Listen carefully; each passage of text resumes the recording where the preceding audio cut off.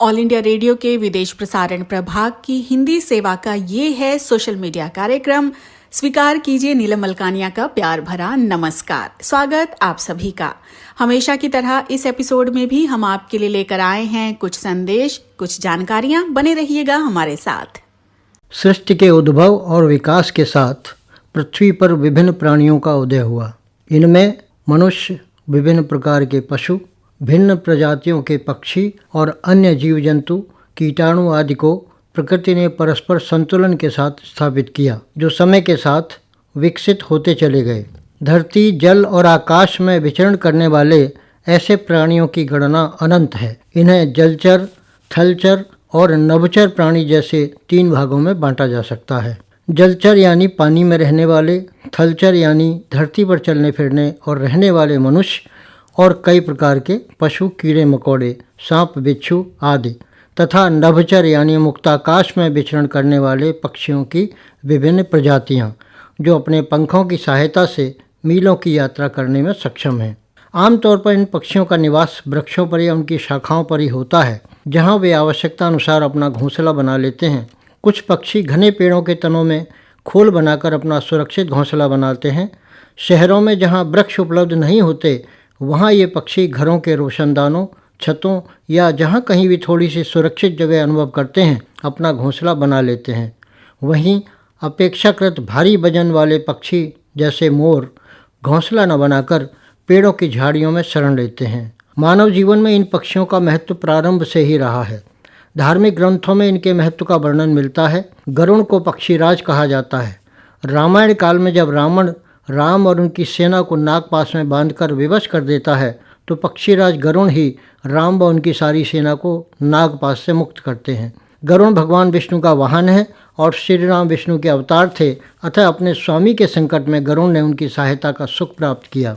रामायण के एक अन्य प्रसंग में जब रावण सीता का हरण करके आकाश मार्ग से लंका की ओर प्रस्थान करता है, तब सीता को कुटिया में न पाकर राम लक्ष्मण वन वन घूमते हुए सीता को तलाशते हैं और पशु पक्षी, लता, पेड़ आदि से पूछते हैं, हे खग मृग, हे मधुकर श्रेणी, तुम देखी सीता मृग नैनी।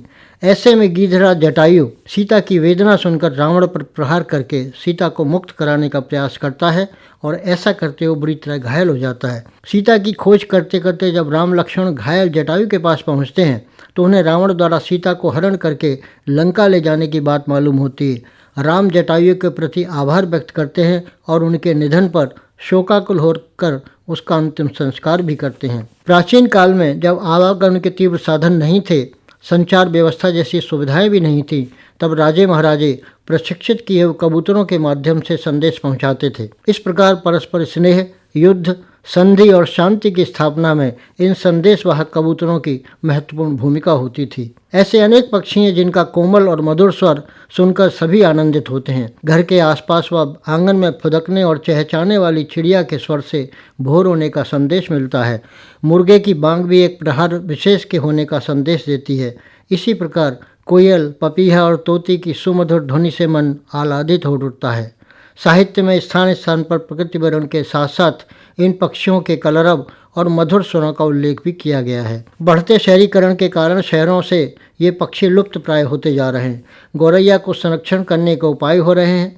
श्राद्ध पक्ष में तो कौवा ढूंढे नहीं मिलता, जबकि कचरे के पहाड़ नुमा ढेरों के ऊपर कौवे, चील आदि मंडराते रहते हैं। गिद्ध आज चित्रों में ही दिखाई दे रहे हैं। यह सब दिनों दिन घटते ग्रामीण क्षेत्र, वन व पेड़ पौधों की कम होती संख्या के कारण हो रहा है। इसके साथ ही ग्लोबल वार्मिंग के बढ़ते प्रभाव का असर पक्षियों के दैनिक क्रियाकलाप और जीवन चक्र को बुरी तरह प्रभावित कर रहा है। आकाश में स्वच्छंदता से विचरने वाले, किसी भी देश विदेश की सीमाओं के बंधन से मुक्त ये पक्षी ऋतु परिवर्तन के अवसर पर समय समय पर अपना स्थान बदलते हैं। ऐसे में पक्षियों के अस्तित्व की सुरक्षा के महत्व को ध्यान में रखते हुए वृक्षों, हरियाली, झील व तालाबों को विकसित और संरक्षित करके ही प्रकृति से प्राप्त पक्षी रूपी वरदान की सुरक्षा की जा सकती है। भारतीय वन्य प्राणी सुरक्षा अधिनियम के अंतर्गत पक्षी, वन्य प्राणी व कीट आदि को सुरक्षा प्रदान की गई है। इसमें राष्ट्रीय उद्यानों और वन्य प्राणी अभयारण्यों की स्थापना, दुर्लभ और संकटग्रस्त प्रजातियों के प्राणियों की सुरक्षा का भी प्रावधान है। कानून के साथ साथ जन जागरण भी उतना ही आवश्यक है, ताकि इन पक्षियों की चहचहाहट और मधुर स्वर हमारे आसपास के वातावरण में सदैव गूंजते रहें।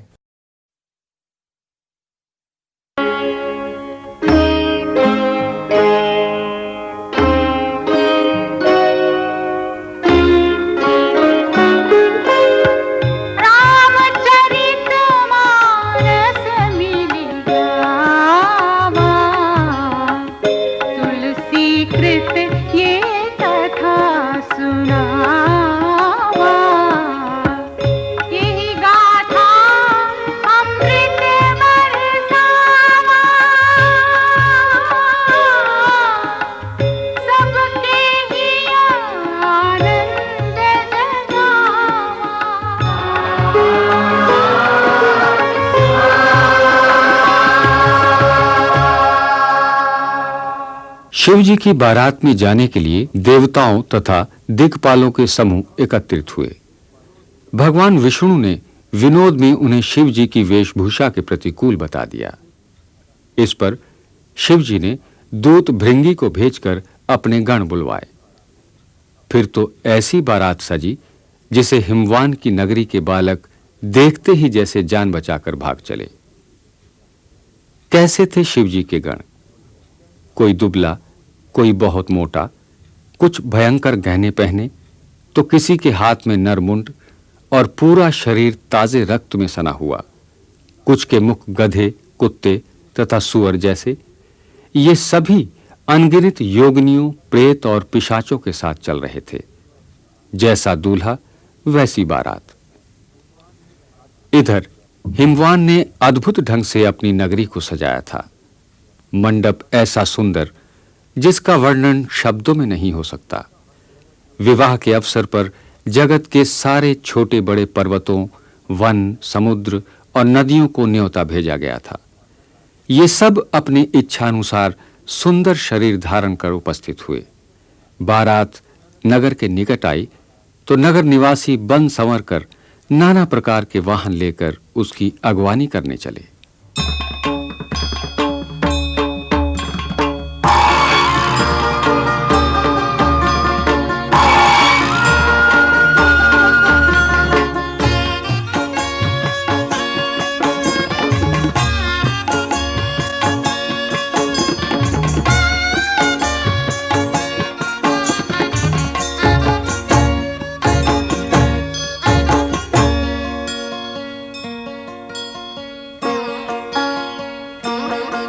तन खीन कौ अति पीन पावन को अपावन गति धरे भूषण कराल कपाल कर सब सत्य सोनित तन भरे खर स्वान सुअर श्रीकाल मुख गण वेश अगणित को गण बहु जिनस प्रेत पिशाच जोगी जमात वरनत नहीं बने नाच ही गावही गीत परम तरंगी भूत सब देखत अति विपरीत बोलहि वचन विचित्र विधि बोलहि वचन विचित्र विधि।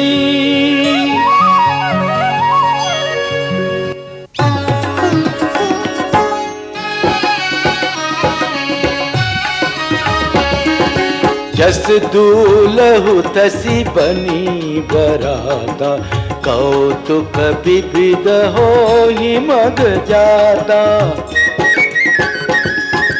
यहाँ हिमाचल रचे बिताना अति विचित्र नहीं जाय बखाना। सैल सकल जहाँ लगी जग माही लघु विशाल नहीं बरनी सिराही। वन सागर सब नदी तलावा हिमगिरी सब कहूँ नेवत पठावा।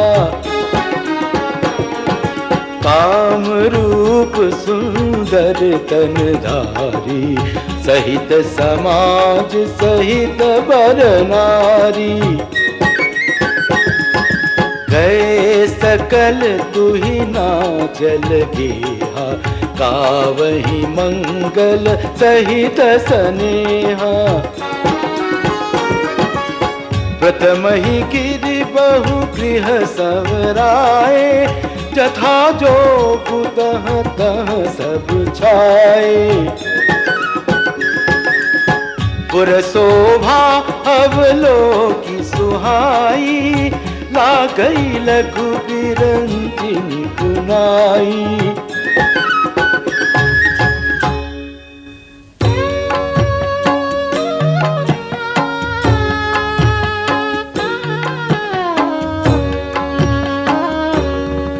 लघु लाग विधि की निपुणता, अवलोकी पुर शोभा सही। वन बाग कूप तड़ाग सरिता, सुभग सब सक को कही। मंगल विपुल तोरण पताका, केतु गृह गृह सोहहि। वनिता पुरुष सुंदर चतुर, छवि देखि मुनि मन मोहि। जगदम्बा जहाँ अवतरी, सोपुर बरनी की जाई। रिद्धि सिद्धि संपत्ति सुख, नित नूतन अधिकार।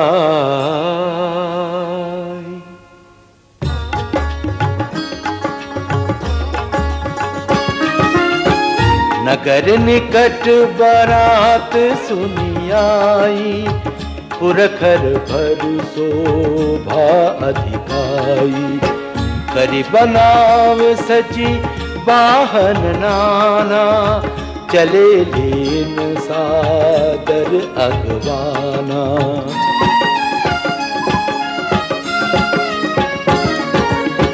दिय हर्षे सुर सेन निहारी, हरि देख अति भय सुखारी।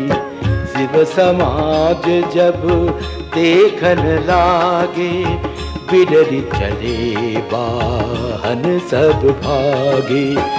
धरि धीरज तह रहे सयाने, बालक सब ले जीव पराने।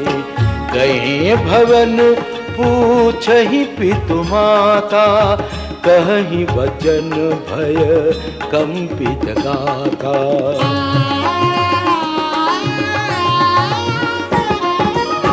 कहिय काह कही जाई न बाता, जम कर धार के धाम बरियाता। बरबौराह बसह असवारा, व्याल कपाल विभूषण छारा। तन छार व्याल कपाल भूषण, नगन जटिल भयंकरा। संग भूत प्रेत पिशाच जोगिनी, विकट मुख रजनी जरा। जो जियत रही बरात देखत, पुण्य बढ़त ही कर सही। देखी सो उमा विबाहु घर घर, बात असी लरी कन्ह कही।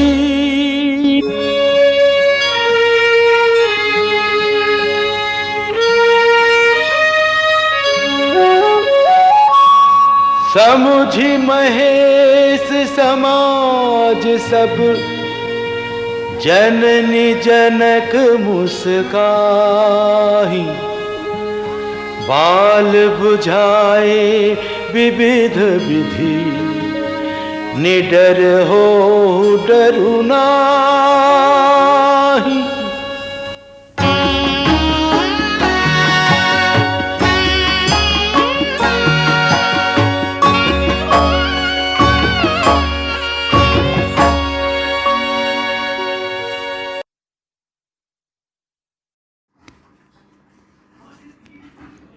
ऑल इंडिया रेडियो की ये हिंदी सेवा है।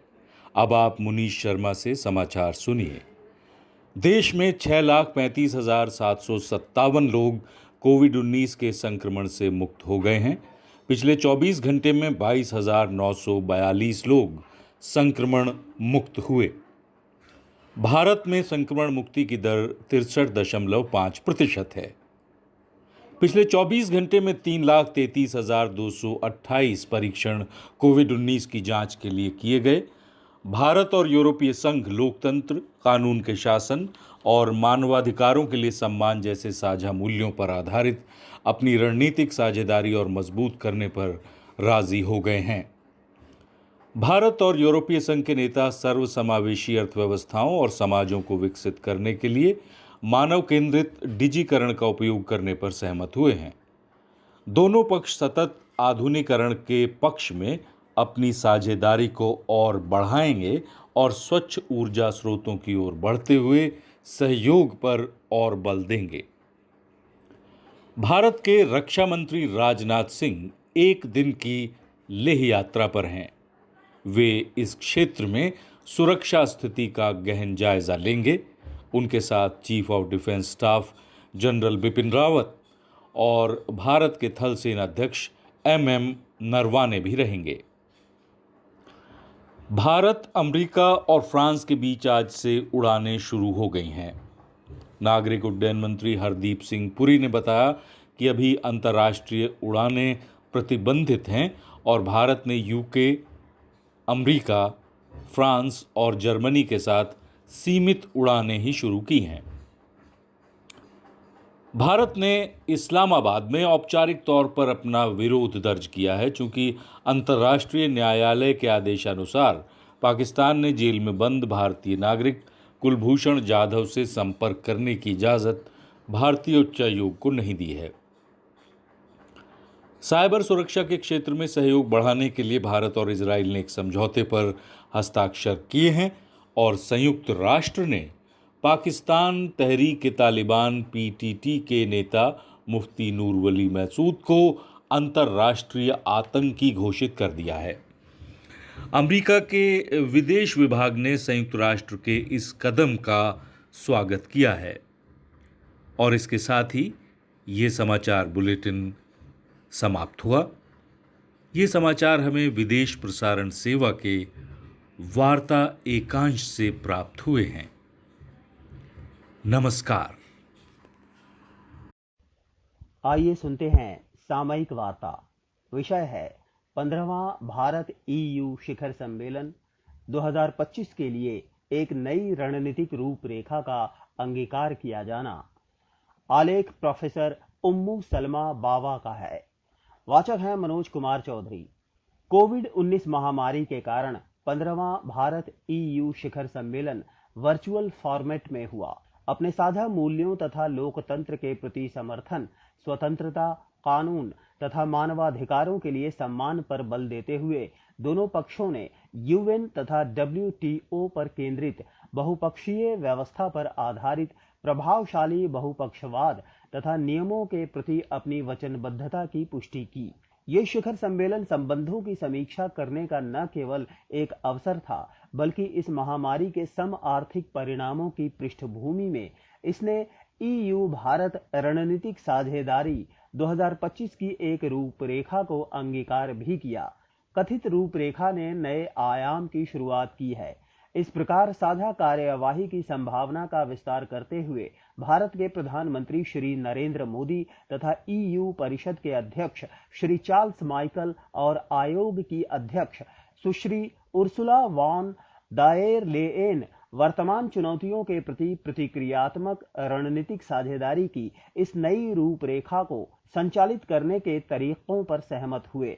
जन स्वास्थ्य मुद्दों को संबोधित करते हुए दोनों पक्षों ने वैश्विक सहयोग तथा एकजुटता पर बल दिया तथा इस बात पर भी बल दिया कि सुलभ वैश्विक कल्याण के रूप में कोविड-19 टीके को लिया जाना चाहिए। EU भारत का एक सबसे बड़ा व्यावसायिक साझेदार है तथा वर्तमान भू राजनीतिक परिदृश्य में चीन के उत्थान के विरुद्ध सहयोग को बढ़ाने की आवश्यकता दिखती है। दोनों पक्ष व्यापार की रुकावटों को संबोधित करने के लिए वार्ता करने पर सहमत हुए तथा उच्च स्तर के एक नए व्यापार संवाद की बुनियाद रखी। उन्होंने वैश्विक व्यापार प्रणाली को खुली रखने की वचनबद्धता की पुष्टि की। बहरहाल इस शिखर सम्मेलन ने व्यापार के परे नई दिल्ली तथा ब्रसेल्स के बीच के संबंधों की संभावना तथा गहराई को फिर से परिभाषित करने की कोशिश भी की। पर्यावरण तथा जलवायु परिवर्तन, खुले तथा निष्पक्ष व्यापार, विदेश तथा सुरक्षा नीति, डिजिटलीकरण, मानव अधिकार, सुस्थिर आधुनिकीकरण तथा अनुसंधान और नवीनीकरण फोकस के अन्य क्षेत्र हैं। भारत तथा ईयू के बीच राजनीतिक संबंधों में विस्तार एक बड़ा परिवर्तन है। ब्रसेल्स ने 2022 में G20 में भारत की अध्यक्षता तथा 2021-22 में संयुक्त राष्ट्र सुरक्षा परिषद में इसकी सदस्यता का स्वागत किया। दोनों ही घटनाक्रम राजनीतिक नेतृत्व के स्तर पर नई दिल्ली की बढ़ती क्षमता के संकेत हैं। कट्टरता से मुकाबला, मनी लॉन्ड्रिंग के विरुद्ध कार्रवाई तथा आतंकवाद, वित्त पोषण के विरुद्ध कार्रवाई और साइबर सुरक्षा समेत अप्रसार और निरस्त्रीकरण, समुद्री सुरक्षा, आतंकवाद से मुकाबला के साझा उद्देश्यों पर वास्तविक परिणामों की दिशा में काम करने तथा सहयोग को सशक्त बनाने के प्रति सहमति जताते हुए विदेश तथा सुरक्षा नीति पर राजनीतिक सहयोग की संभावना को बढ़ाने पर बल दिया गया। भारत तथा ईयू ईरान तथा अफगानिस्तान जैसे अंतर्राष्ट्रीय तथा क्षेत्रीय मुद्दों पर सहयोग करने पर सहमत हुए। रोड मैप 2025 के सहमत उद्देश्यों की सूची विदेश तथा सुरक्षा नीति के विभिन्न आयामों पर परामर्श तथा सुरक्षा मुद्दों पर सेना से सेना के संपर्क तथा आदान प्रदान और नियमित परामर्श की कार्यवाही के सशक्तिकरण का विस्तार है। सहयोग का एक बढ़ता क्षेत्र समुद्री सुरक्षा संवाद की शुरुआत करने के लिए है, जो समुद्री डकैती के मुद्दों से निपटने के अतिरिक्त प्रयास है। चूंकि हिंद प्रशांत महासागर का महत्व वैश्विक स्तर पर बढ़ रहा है, ये नई दिल्ली तथा ब्रसेल्स के बीच एक बहुत ही सकारात्मक विकास है तथा दोनों पक्षों ने हिंद महासागर की सुरक्षा तथा स्थिरता को बनाए रखने की आवश्यकता को रेखांकित किया। दोनों पक्ष संस्थागत संबंध तथा समेकन के लिए इस प्रोत्साहन के विस्तार में अतिरिक्त महत्व को स्पष्ट रूप से देख रहे हैं। ये राजनीतिक संबंधों में परिपक्वता का एक संकेत है। इसके अतिरिक्त दोनों पक्षों ने कनेक्टिविटी के लिए एक नियम आधारित दृष्टिकोण की आवश्यकता पर बल दिया, जिससे कि पर्यावरण, सामाजिक तथा राजकोषीय स्तर के अनुकूल सुस्थिर परियोजनाओं को सुनिश्चित किया जा सके तथा व्यापार को एक स्तर प्रदान किया जा सके। प्रधानमंत्री मोदी ने अपने आरंभिक भाषण में कहा कि कोविड-19 के बाद की दुनिया में आर्थिक पुनर्निर्माण तथा मानव केंद्रित भूमंडलीकरण के वर्धन में भारत ईयू की साझेदारी एक मुख्य भूमिका निभा सकती है। ये दोनों पक्षों के बीच प्रवास तथा गतिशीलता पर सामान्य एजेंडे पर साझा घोषणा CAMM के क्रियान्वयन के परिदृश्य में महत्वपूर्ण है।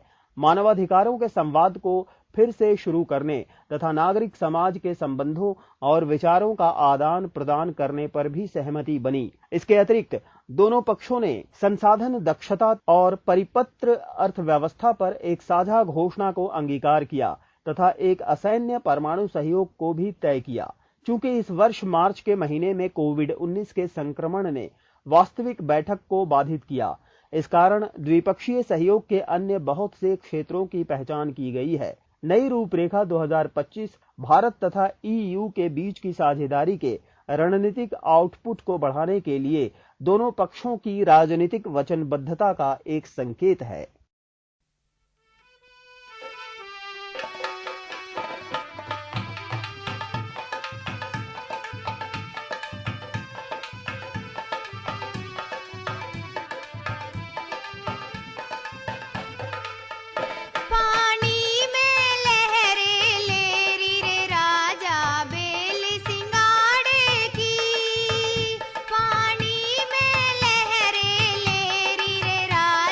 बेल